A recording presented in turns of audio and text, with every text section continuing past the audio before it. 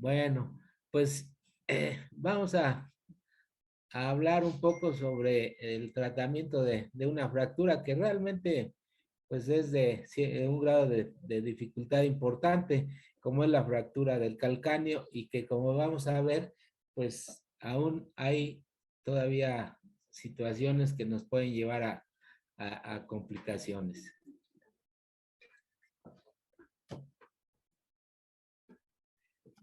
Bueno, a manera de introducción, el calcáneo es el hueso mayor del pie que más frecuentemente se fractura. Tiene una forma irregular con características de que tiene un tejido esponjoso y en la periferia una cortical, aunque delgada, pero algo resistente.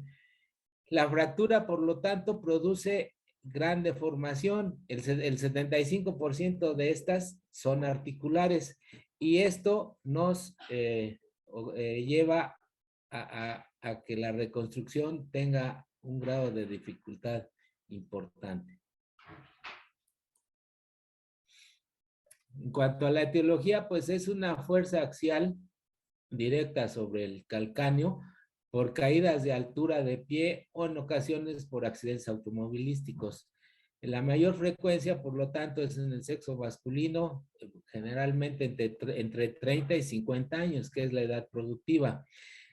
Puede cursar con edema y lesiones de la cubierta cutánea e incluso en algunos casos hasta desarrollar un síndrome compartimental y esto nos lleva a potenciales complicaciones y secuelas. Muy brevemente, nada más la anatomía, hay que recordar que con el astrágalo forma la articulación subastragalina, la cual soporta el peso corporal y que transmite al suelo el calcáneo. Las zonas de mayor resistencia son la faceta posterior y el tálamo, que es ahí a donde va a impactar la fuerza y a producir la fractura.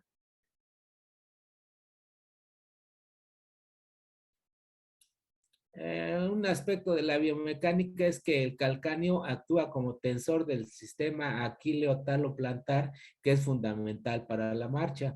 Y la fractura también va a ocasionar una insuficiencia de este sistema que si no se trata adecuadamente va a dejar como secuela alteraciones de la marcha.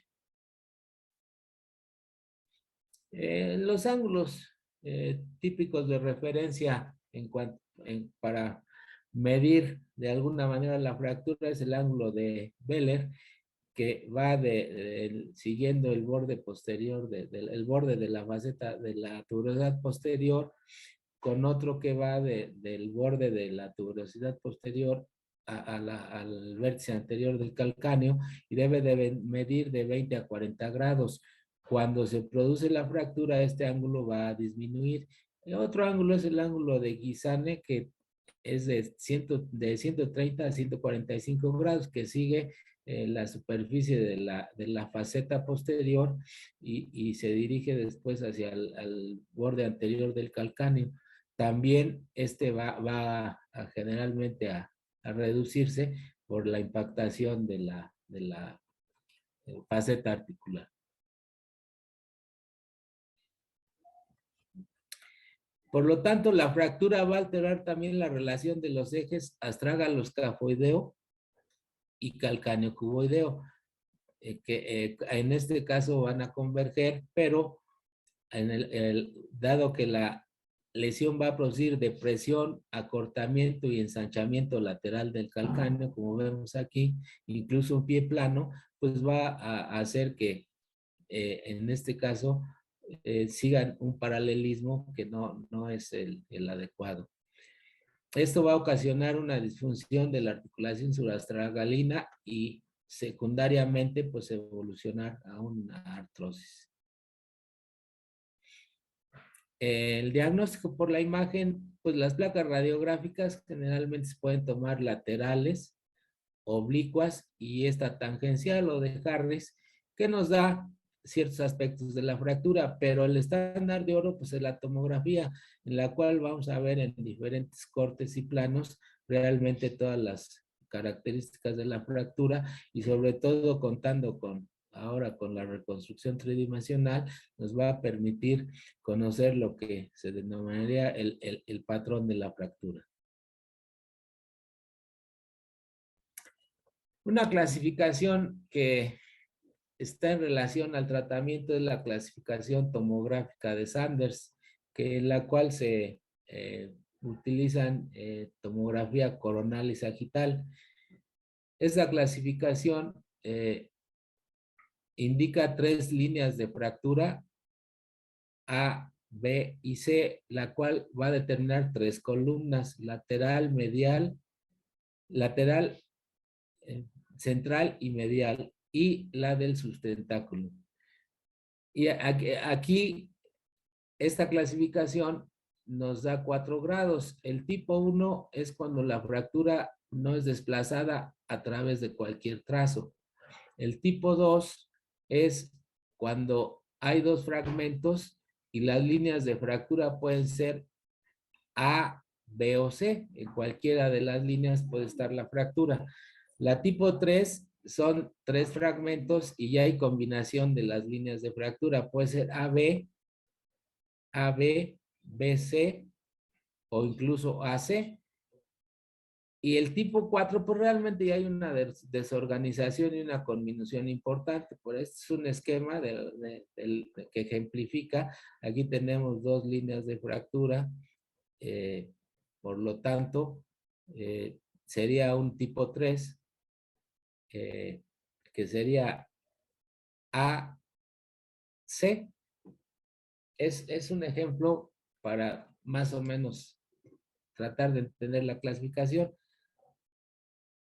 Aunque como vamos a ver, pues el objetivo es determinar el tratamiento, pero finalmente, pues muchas veces no vamos a poder ni siquiera determinar todo ese tipo de trazos de fractura por la gran desorganización que puede tener la fractura.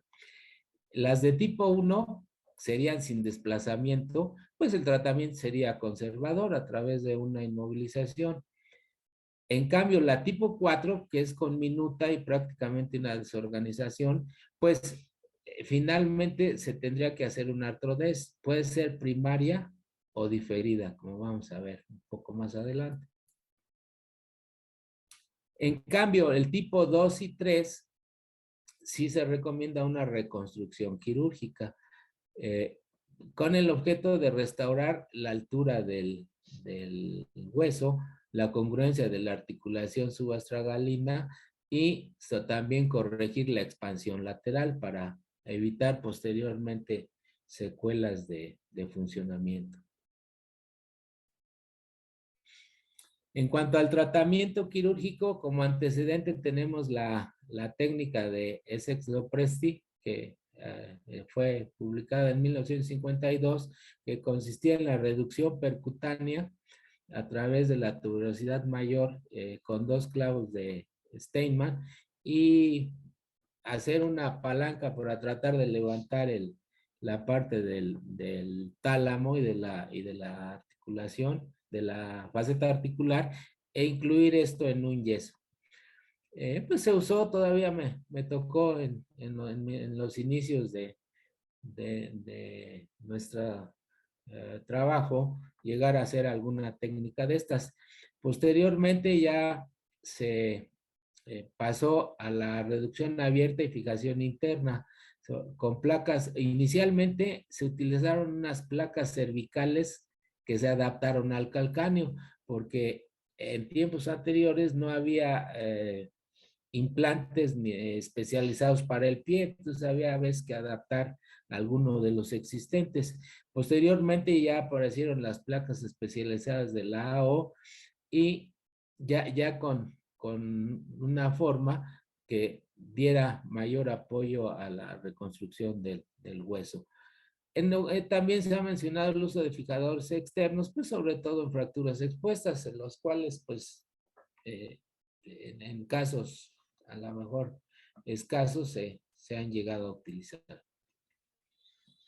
Para llevar a cabo la reducción abierta y fijación interna, pues se usa el famoso abordaje lateral externo por delante un poquito del borde del tendón de Aquiles y por debajo donde discurre el nervio sural y los tendones peroneos. Aquí el problema es que hace una angulación y formando un colgajo en un solo plano hasta el hueso, precisamente para proteger estas estructuras, como vemos aquí. Y ya una vez expuesto y reducida la fractura, pues se coloca el implante correspondiente, pero bueno, pues como vemos requiere un amplio despegamiento de tejidos. Es el resultado que se esperaría tuviéramos siempre, ¿no? Pero pues esto no está exento de complicaciones. Con esta técnica se reportan complicaciones de la herida quirúrgica hasta el 25%, que puede ser dehiscencia en un 24%, necrosis cutánea o infección, y la necesidad incluso de reintervenciones por exposición de material, infección o pérdida de cubierta cutánea. Como vemos, pues hay en este tipo de colgajos un sufrimiento de los bordes y a veces necrosis de algunas áreas de la piel.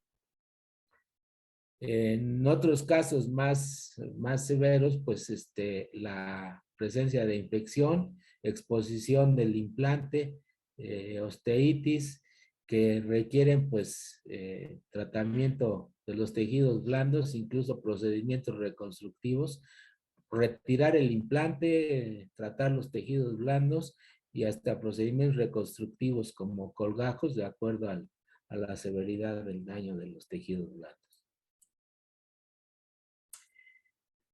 Otra técnica es hacer la reducción por un abordaje del seno del tarso.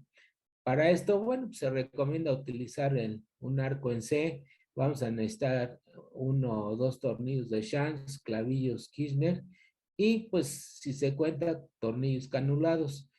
La posición del paciente y aquí parte del procedimiento. La idea es poder sujetar principalmente la faceta posterior, incluso llegar hasta el tálamo. Perdón, hasta el, la estructura medial, tal y el sustentáculo, perdón, el sustentáculo. Esa sería la idea de hacer la fijación. La técnica es una incisión submalleolar dirigida a la base del cuarto metatarsiano. Se hace una manipulación de la tuberosidad posterior con un tornillo de Shanks. Se reduce el tálamo y se puede fijar con tornillos de Kirchner. Y si una vez que vemos que está la reducción aceptable o adecuada, pues pasar si contamos con tornillos canulados, a través de los clavillos definitivos, hacer la fijación con los tornillos. Aquí tenemos un ejemplo de la incisión. Aquí directamente podemos también reducir la superficie articular. Aquí la introducción del clavillo, perdón, del tornillo, la manipulación y incluso colocar los tornillos de Kirchner de acuerdo a las imágenes, a la reducción y a las imágenes que vayamos viendo con el intensificador. Es un ejemplo del procedimiento. Aquí el clavo que va a ayudar a la reducción, la colocación, la fijación de los tornillos, de los clavillos y finalmente pues la colocación de los tornillos canulados. Otro ejemplo, el procedimiento, en ciertos casos se pueden utilizar incisiones accesorias para poner en otro sentido o en otro punto algunos tornillos más, aparte de la incisión propiamente del seno del tarso.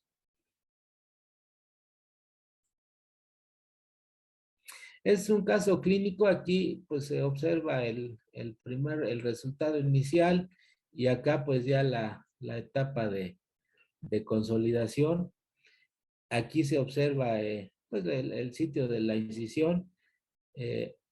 Si vemos, pues hay un cierto edema del retropié todavía, pero bueno, ya el paciente está en capacidad de apoyar y no hay alteración significativa en la huella plantar. Entonces, pues podemos decir que sí hay algunas diferencias entre los abordajes extensos y el abordaje que ahora últimamente se recomienda, que es a través del seno del tarso. En algún momento se ha mencionado la posibilidad de, en vez de hacer reconstrucción, hacer una artrodes primaria, sobre todo cuando hay una destrucción o una desorganización muy importante del hueso. En realidad, ahí se necesita una placa de soporte, injerto y tornillos para hacer la artrodes, pero realmente es técnicamente pues muy complicada. Entonces, posiblemente sean realmente muy pocos los casos que sí convenga hacer en una artrodes primaria. En ocasiones, pues, se da un tratamiento sintomático y un tiempo más adelante, una vez que hay ya más cierto grado de consolidación de los fragmentos, se tendrá que hacer el procedimiento de artrodesis. Otras complicaciones, aparte de las complicaciones de la herida quirúrgica, son edema persistente, dolor crónico plantar por lesión de la almohadilla grasa en el talón en ciertos casos, dolor lateral por pinzamiento del peroné, disfunción subastragalina, lógicamente, y algo que también si no se estimula al paciente a un proceso de rehabilitación o de movilidad temprana, un síndrome doloroso regional complejo que finalmente pues cuesta mucho trabajo recuperar al paciente. Esto llega a suceder sobre todo cuando no se lleva el tratamiento, vamos a decir, adecuado. De tal manera que cuando existe una consolidación viciosa, es decir, el hueso consolida, pues como quedó la fractura, vamos a encontrar pérdida de la altura con acortamiento del hueso, aplanamiento del arco longitudinal, ensanchamiento de la pared lateral, deformación en ocasiones en varo del retropié, artrosis obviamente por la incongruencia subastragalina y en ocasiones hasta alguna exostosis plantar que impide realizar la marcha en forma cómoda. En estos casos, bueno, pues el tratamiento finalmente va a ser una artrodesis, en la cual puede ser necesario aplicar injerto y de acuerdo a las condiciones finales de la fractura y de las condiciones del hueso, pues se determinará la técnica. Ya propiamente hablando de la consolidación viciosa, esta clasificación se menciona 3 tipos de consolidación viciosa. El tipo 1, cuando hay exostosis lateral nada más, pero sin artrosis de la articulación subastragalina.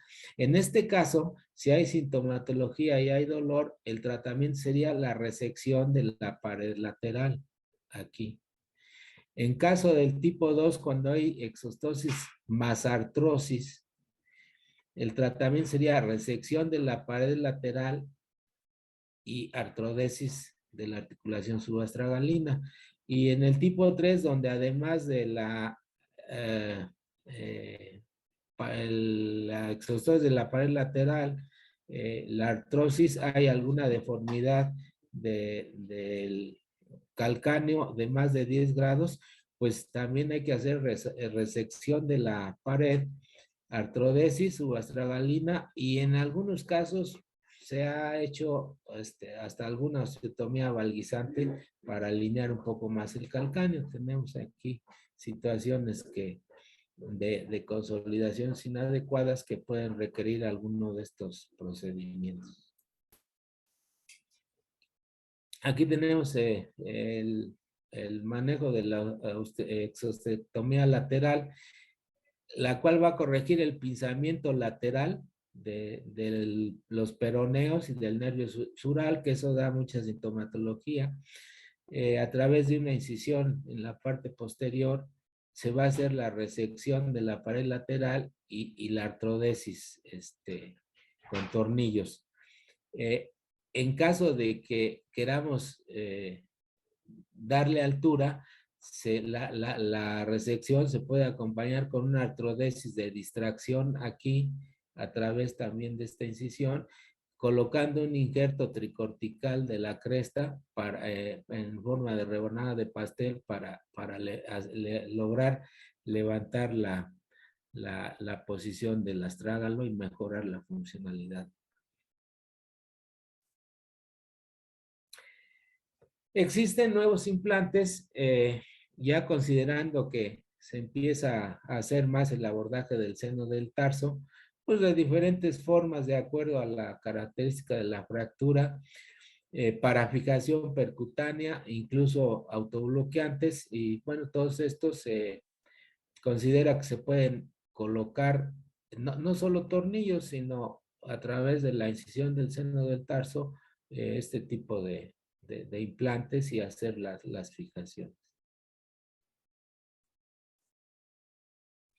Y bueno, algo de lo más actual, pues por el conocimiento que se ha tenido de la técnica de la artroscopía, pues es la asistencia por artroscopía, pues a través de los portales para la articulación subastragalina. Pero pues aquí hay una situación que la artroscopía pues, se tendría que hacer en combinación con abordaje del seno del tarso y con incisiones accesorias. Entonces, bueno, pues hasta dónde es tan conveniente hacerlo, pues bueno, lo que pasa es que sí hay personas que empiezan a hacerlo de esta manera. Finalmente, pues como puntos a resaltar, podemos decir que el objetivo del tratamiento de las fracturas de calcáneo es restaurar la anatomía para mejorar la congruencia articular y la función subastragalina. El conocimiento tridimensional del hueso y la tomografía nos permiten entender las características de la fractura esenciales para la reconstrucción. A pesar de que la evolución en el tratamiento, a pesar de la evolución que ha habido en el tratamiento, se pueden presentar complicaciones aún de la herida quirúrgica. Las técnicas menos invasivas y mejores cuidados postoperatorios han logrado disminuirlas. Y se debe tener conocimiento del manejo de las potenciales complicaciones y secuelas inherentes a la lesión y al tratamiento. Muchas gracias por su atención.